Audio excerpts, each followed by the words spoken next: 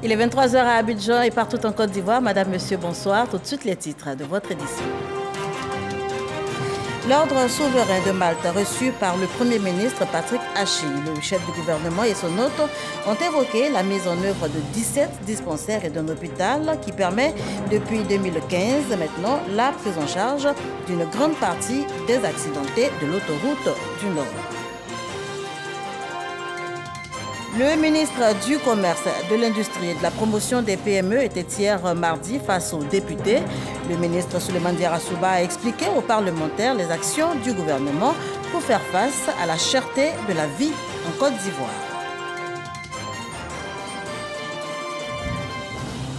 Et puis, lutte contre la pauvreté, un rapport présente les performances de l'État. Avant sa publication, la ministre de la Solidarité et de la lutte contre la pauvreté a présenté ce rapport aux partenaires techniques et financiers. Voilà pour les titres, je vous le disais tantôt, l'ordre souverain de Malte a été reçu par le Premier ministre Patrick Hachi. Le chef du gouvernement et son hôte ont évoqué la mise en œuvre de 17 dispensaires et d'un hôpital. Ce centre de santé est géré par l'ordre de Malte depuis maintenant quelques années, précisément depuis 2015, permet la prise en charge d'une grande partie des accidentés de l'autoroute du Nord. Renforcer la coopération sur le plan sanitaire pour en faire bénéficier les populations. Le Premier ministre Patrick Hachi reçoit le grand hospitalier de l'ordre souverain de Malte, le prince Dominique de la Rochefoucauld-Montbel, ministre de la Santé, des Affaires sociales, de l'Action humanitaire et de la coopération internationale. Au menu des échanges, les activités hospitalières et caritatives portant sur la création de 17 dispensaires, eux-mêmes connectés à un hôpital d'environ une centaine de lits opérationnels depuis avril 2015. Nous avons pu échanger, notamment avec des projets qui tiennent compte de grands événements qui vont bientôt arriver, notamment la Cannes l'année prochaine, mais aussi le fait que la Côte d'Ivoire devient maintenant quand même un centre africain très important des échanges économiques, échanges sociaux, échanges politiques dans le monde. Et c'est dans ce cadre-là que nous avons essayé de développer nos actions, que nous avons commencé notamment avec l'installation ici d'un hôpital à Bodo, qui est devenu maintenant un hôpital de référence. Les 17 dispensaires sont identifiés sur l'ensemble du territoire, d'Abidjan à Korogo, en passant par Prikro, Kotobi, Bonois et Divo. De quoi renforcer le dispositif sanitaire ivoirien, piloté et mis en œuvre par Pierre Demba, ministre de la Santé, de l'Hygiène publique et de la couverture maladie universelle. Remercier nos partenaires de l'ordre de Malte qui nous aident énormément dans le domaine de la santé, avec l'hôpital de Bodo qui est le premier hôpital de contact de tous les blessés de l'autoroute du Nord. Mais également autour de cet hôpital, il y a un réseau de centres de santé qui constitue pour nous un continuum de soins. Et ce qui est remarquable, c'est surtout l'expertise, la capacité de gestion de ces hôpitaux et les services apportés qui peuvent donc dépendre sur les autres hôpitaux que nous avons. Après cette audience, l'hôte et sa délégation iront visiter sur place à Bodo l'hôpital Saint-Jean-Baptiste. Voilà une visite, notez-le, qui s'inscrit donc dans le cadre de la coopération internationale entre la Côte d'Ivoire et la Principauté de Malte. Le président de l'Assemblée nationale, Adama Bictogo, est à Dakar, au Sénégal, depuis maintenant quelques heures, sur invitation du président de l'Assemblée nationale du Sénégal, Moustapha Niasse. Adama Bictogo prendra part demain, jeudi, à la séance de clôture de la 13e législature du Parlement sénégalais. Herman Guivé est justement au Sénégal pour la RTI. Le président de l'Assemblée nationale de Côte d'Ivoire, Adama Bictogo, sur invitation de son homologue président de l'Assemblée nationale du Sénégal, Moustapha Niasse, est à Dakar. Une invitation pour prendre part à la séance de clôture de la 13e législature de l'Assemblée nationale du Sénégal. Il est accueilli au pavillon présidentiel de l'aéroport Blaise Diagne de Dakar par le président de l'Assemblée nationale du Sénégal, Moustapha Niasse. Une invitation qui a valeur de symbole. Au plus profond de moi, je souhaitais que mon premier déplacement dans un pays d'Afrique noire se fasse au Sénégal. Et comme Dieu sait faire les choses, il m'a permis de bénéficier de l'invitation de mon grand frère, le président de l'Assemblée nationale, Moustapha Niasse. J'entretiens des relations fraternelles avec le président de la République, le président Macky Sall. C'est un frère. Je dis merci au président Moustapha Niasse qui me permet de fouler le sol de la Teranga. Le symbole de cette manifestation d'amitié, de fraternité, de confiance mutuelle et de solidarité est incarné par le président Alassane Ouattara et le président Macky Sall. Ces deux présidents sont liés solidement par des éléments de solidarité et d'échanges croisés. Notre premier partenaire en Afrique de l'Ouest, c'est la Côte d'Ivoire. Je veux que tout le monde le sache.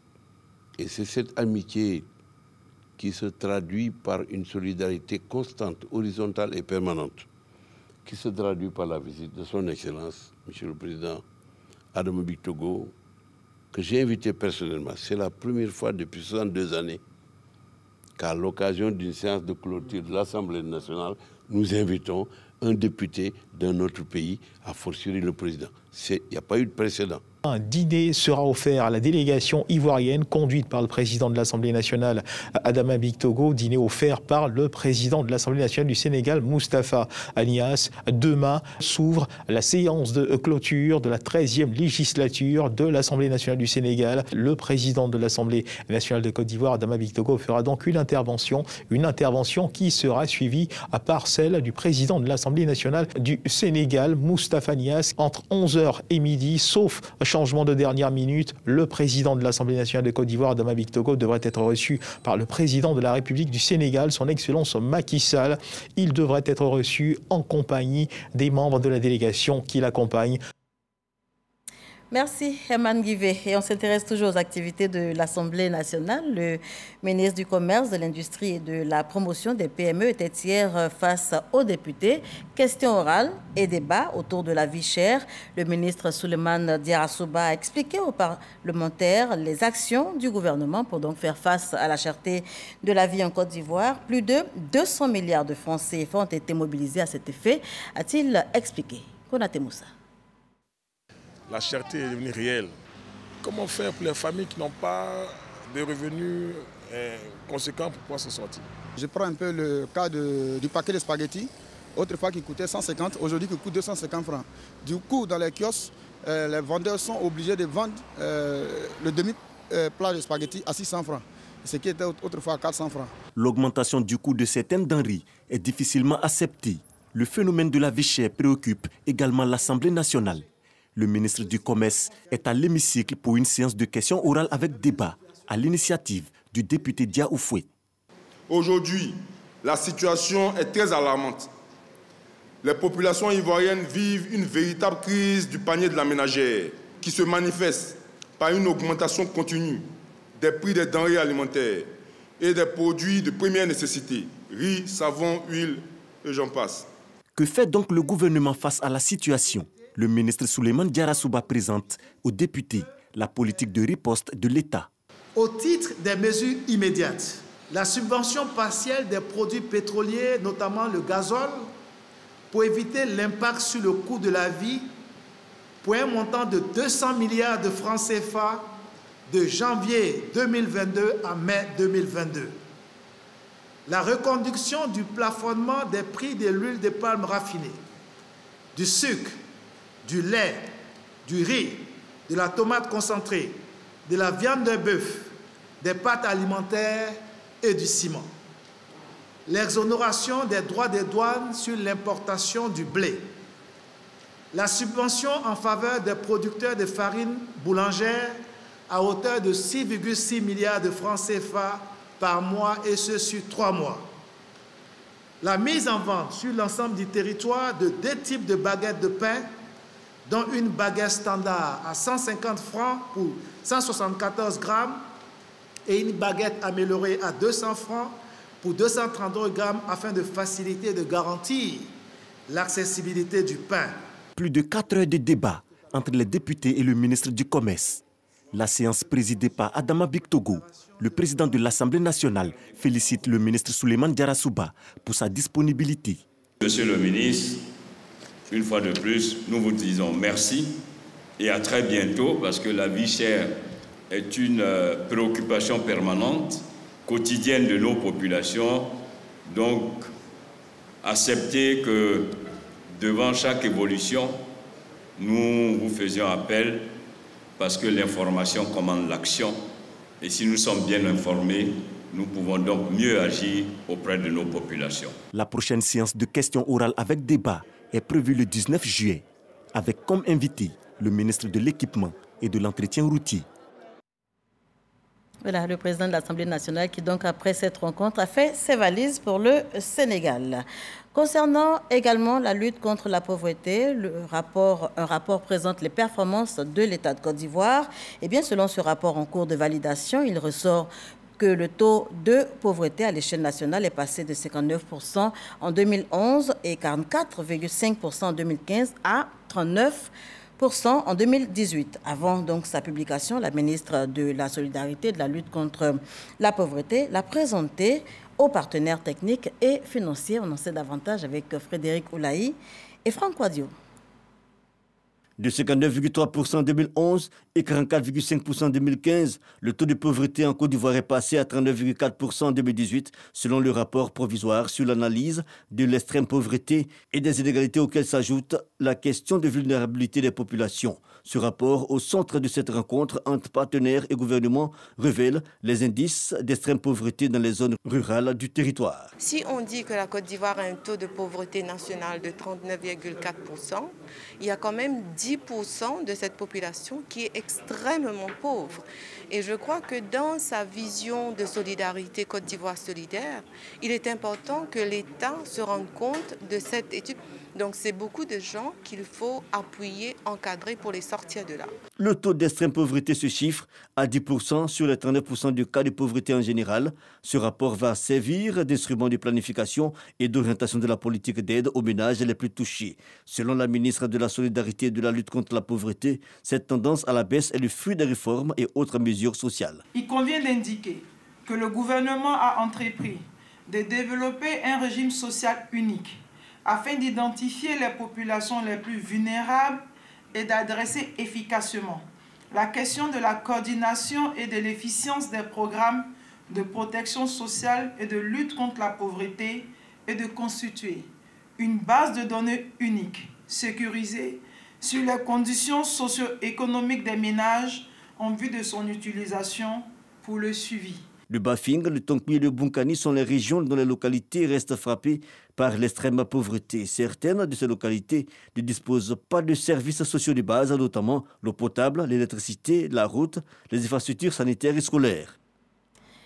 Une délégation de sénateurs français et allemands au Sénat ivoirien à Yamoussoukro. Une visite de travail qui s'inscrit dans le cadre du projet parlementaire partenaire. À travers ce projet, la co-rédaction d'un guide sur la procédure législative est prévue qui permettra au Sénat de Côte d'Ivoire de renforcer son engagement démocratique. C'est ce que nous explique Kader Sogodogo. Le Sénat ivoirien sera bientôt doté d'un guide sur la procédure législative. Il sera le fruit d'une co-rédaction avec les parlements partenaires, le Sénat de France et le Sénat allemand, la Bundesrat. Cette activité est inscrite dans le cadre du projet Interpares financé par l'Union européenne. On va partager entre pairs et on va ensemble rédiger une guide qui va contenir les bonnes pratiques de la Côte d'Ivoire, alimentée avec les bons exemples qu'on trouve ailleurs dans le monde, y compris en Europe. Une coopération qui vient renforcer la volonté de la Chambre haute du Parlement de faire prévaloir la démocratie. C'est pour non seulement renforcer les capacités des sénateurs ivoiriens, pour les bonnes pratiques, la démocratie, et vous savez, pour les tests, on peut élaborer les tests au sorti de là, les tests des lois et puis les amendements. La France et l'Allemagne seront aux côtés de la Côte d'Ivoire pour la formation des parlementaires. Les deux présidents des Sénats français et ivoiriens ont signé en novembre 2018 un accord de coopération qui donc est bilatéral et cette coopération bilatérale et cette coopération multilatérale se complètent. Même si nous sommes une institution assez particulière, en termes de composition et de fonction, même parmi les deuxièmes chambres, nous accordons une grande importance à ces coopérations. 3 jours, c'est la durée de la mission des sénateurs français et allemands. Le guide sur la procédure législative sera disponible dans quelques mois. Le Conseil de l'Entente et la Fondation Mo Ibrahim viennent de signer un nouveau mémorandum d'entente. C'était le 10 juin dernier à Paris, en France. Il s'agit d'un accord qui va permettre à la Fondation Mo Ibrahim de mettre à la disposition du Conseil de l'Entente des indicateurs de gouvernance. Hugues Hervé-Blé. Le nouveau mémorandum d'entente entre la Fondation Mo Ibrahim et le Conseil de l'Entente, un outil de gouvernance important pour les chefs d'État. Il a été signé à Paris, dans les locaux de l'ambassade de Côte d'Ivoire, par Marcel Amontano, secrétaire exécutif du Conseil de l'Entente, et Nathalie Delapalme, secrétaire exécutive de la Fondation Mo Ibrahim. Le nouvel accord devrait permettre aux chefs d'État de l'espace entente de mieux adresser les problématiques auxquelles sont confrontées leurs populations. Ça permet au chef d'État de disposer d'un tableau de bord qui leur permet d'évaluer les résultats, de voir si ce qu'il faut modifier dans les politiques publiques, s'il mérite d'être ajusté. D'autre part, le fait que ce soit un instrument qui soit au bénéfice du Conseil de l'Entente, donc d'une organisation régionale qui regroupe des pays, est aussi pour nous quelque chose de tout à fait important. Dans la mesure où aujourd'hui, la plupart des défis auxquels sont confrontés les pays sont des défis qui dépassent les frontières et qui nécessitent pour y répondre de manière efficace une entente régionale. Le nouveau mémorandum d'entente réactive le protocole d'accord signé par les deux institutions le 15 mars 2019. Le Conseil de l'Entente se donne ainsi les moyens de soutenir l'attachement de ses chefs d'État à la promotion de la bonne gouvernance. La Fondation Mo Ibrahim est connue pour la fiabilité de ses statistiques qu'elle a maintenant compilées pour l'espace entente. Le Conseil de l'Entente donc va disposer d'un outil performant qui permet d'évaluer au fur et à mesure de la mise en œuvre des politiques des chefs d'État que ces politiques-là sont efficientes sur le terrain. La Côte d'Ivoire, le Bénin, le Togo, le Burkina Faso et le Niger, ces pays membres du Conseil de l'Entente étaient chacun représentés à cette signature de mémorandum d'entente dédié à la gouvernance politique et économique dans leur espace. Et on reste à Paris pour parler éducation cette fois. Les ministres en charge de l'éducation de 80 pays membres du Partenariat mondial pour l'éducation veulent lever les obstacles à l'amélioration des systèmes éducatifs. Ils accordent donc leur violon pour parler d'une même voix au sommet de New York prévu pour se tenir en septembre prochain. Réunis à Paris depuis hier, ils travaillent donc autour de plusieurs thématiques pour relever ces défis. Notez que les travaux ont lieu au siège de l'UNESCO. On y va tout de suite avec Michel Digré, envoyé spécial. Il ne suffit plus de réformer, il est temps de transformer l'éducation. Les débats sur le sujet s'enchaînent au siège de l'UNESCO. Pour la directrice générale de l'institution, l'heure est à l'action et pour cause. 259 millions d'enfants n'étaient pas scolarisés, c'est-à-dire un enfant sur 6 dans cette tranche d'âge. Et 6 enfants sur 10 ne finissent pas le cycle secondaire. On compte parmi les adultes plus de 770 millions de personnes qui ne savent ni lire ni écrire, dont les 2/3 sont des femmes. Fortement impliquée dans les questions de l'éducation, la présidente de l'Éthiopie donne des pistes de solutions. Que les systèmes éducatifs soient des lieux d'égalité des chances et d'abondance partagée. Les écoles et autres établissements d'enseignement ne doivent pas être des lieux de compétition autour d'opportunités rares. Nous devons faire en sorte que toutes les formes d'éducation diffusent largement les savoirs et l'expertise au lieu de les concentrer aux mains de quelques-uns. Participant à la réunion du comité directeur de haut niveau sur l'éducation, la ministre Maria Toukone a fait un plaidoyer en faveur de l'Afrique francophone. La Côte d'Ivoire représente le pays d'Afrique francophone et la Sierra Leone représente le pays d'Afrique anglophone.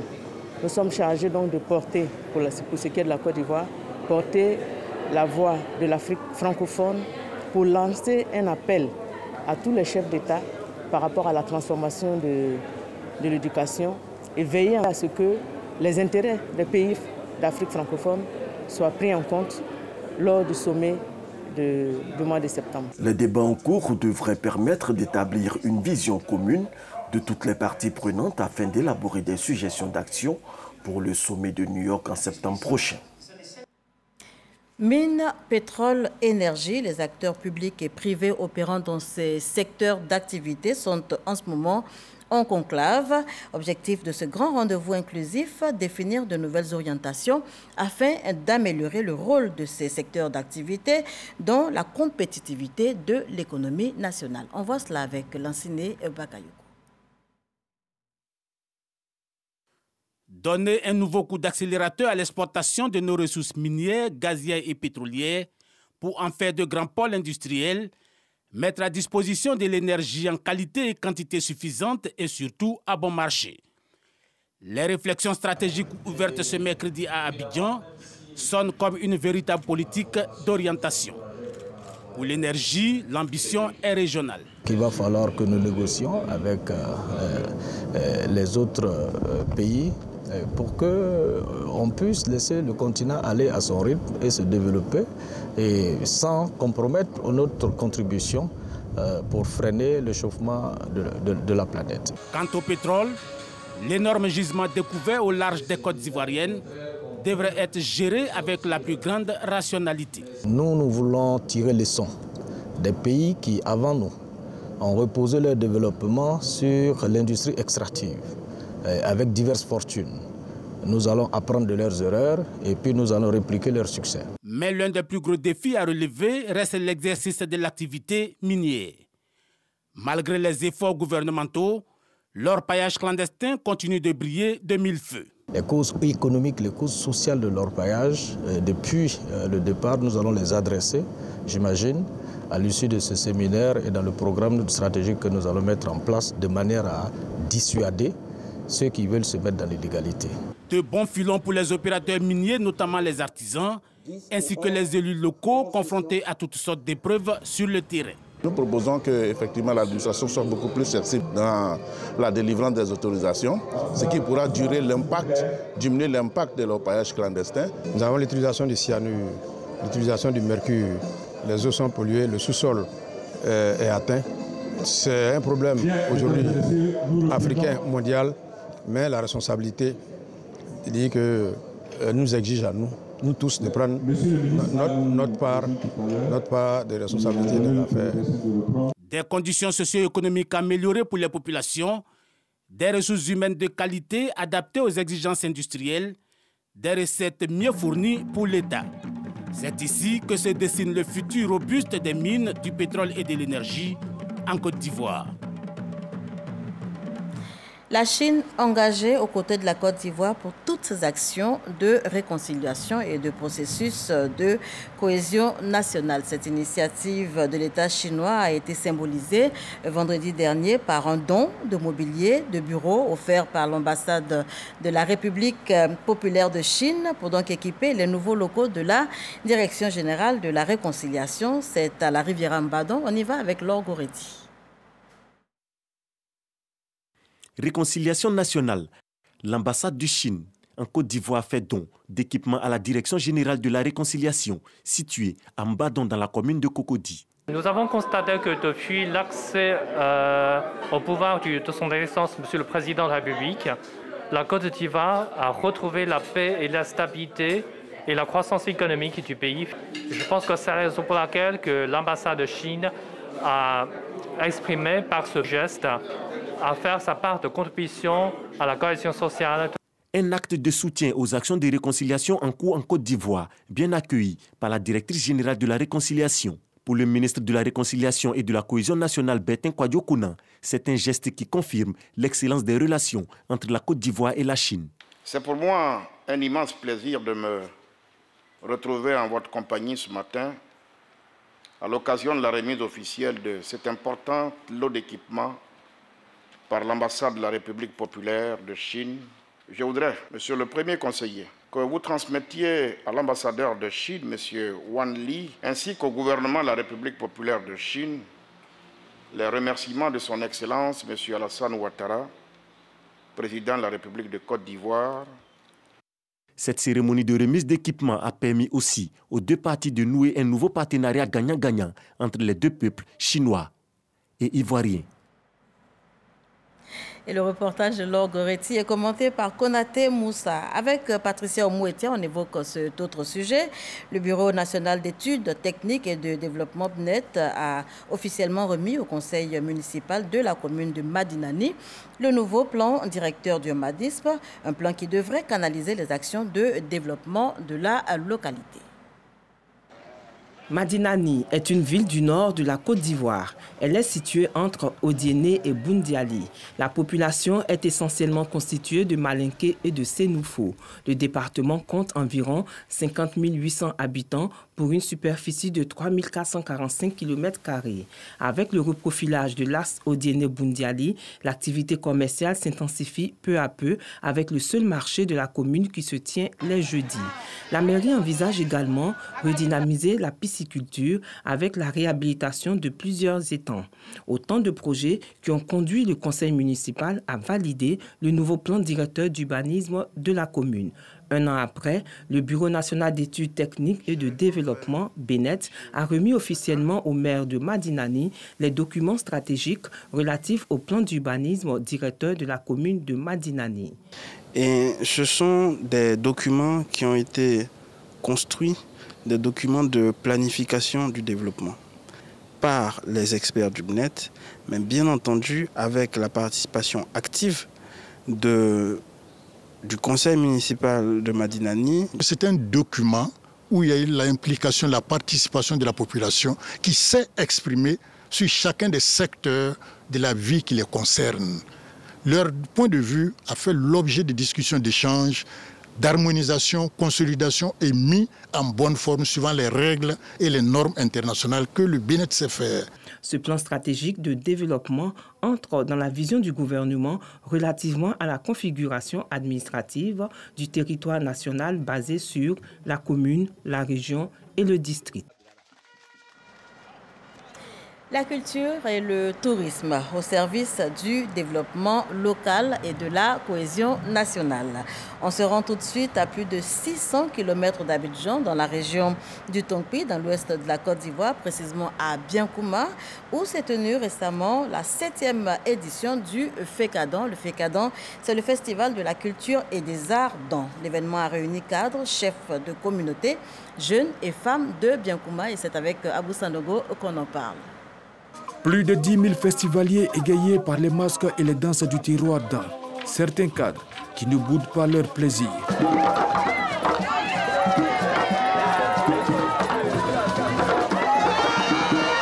Nous sommes à Biankouma, la ville qui abrite la 7e édition du FECADAN, le festival de la culture et des arts dans, autour du thème culture, tourisme, cohésion et développement. Une lucarne pour les initiateurs pour appeler à l'union des fils et cadres de la région du Tongpi. Un peuple qui n'a pas de culture, c'est un peuple qui n'existe pas. Nous avons de la richesse culturelle, mais surtout quand il s'agit du peuple d'un. Si nous acceptons la diversité telle que ça existe dans notre culture, cette diversité va nous permettre d'être unis et de développer notre localité. Le maire de Biankouma, représentant le parrain, a salué l'initiative du FECADAN. Comment faire pour que la culture, pour que le tourisme qui a traversé les océans, les frontières de l'Afrique puisse redorer son blason. C'est avec beaucoup de peine, mais beaucoup de satisfaction que, contre vents et marées, les promoteurs sont tenaces à promouvoir cette culture. L'invité spécial du FECADAN édition 2022, le président du conseil d'administration de la RTI, Lazare Akassaye, a exhorté les communautés vivant à Biankouma au vivre ensemble et au respect des 5 principes fondamentaux qui favorisent la paix au sein de la société. Quand on veut faire la paix, on oublie de toucher à la dimension spirituelle de l'être humain. Nos familles doivent prendre soin des enfants en éduquant leur cœur, en vivant pour les autres. Nous tuons en nous l'esprit d'égoïsme qui est un poison pour la cohésion nationale. Plusieurs personnalités et partenaires ont été distingués pour leur contribution à la promotion de la culture d'un aux côtés du FECADAN de 2015 à ce jour. On poursuit en images hors de chez nous, en République démocratique du Congo, à peine acquitté. Vital Kamerhe, l'ancien directeur de cabinet du président Félix Tshisekedi, a rencontré le chef de l'État hier mardi. Il a été reçu pendant près de 2 heures en soirée au palais de la présidence. Il a été question de partenariat. Et puis une page santé pour terminer, une 7e vague de Covid-19 en France.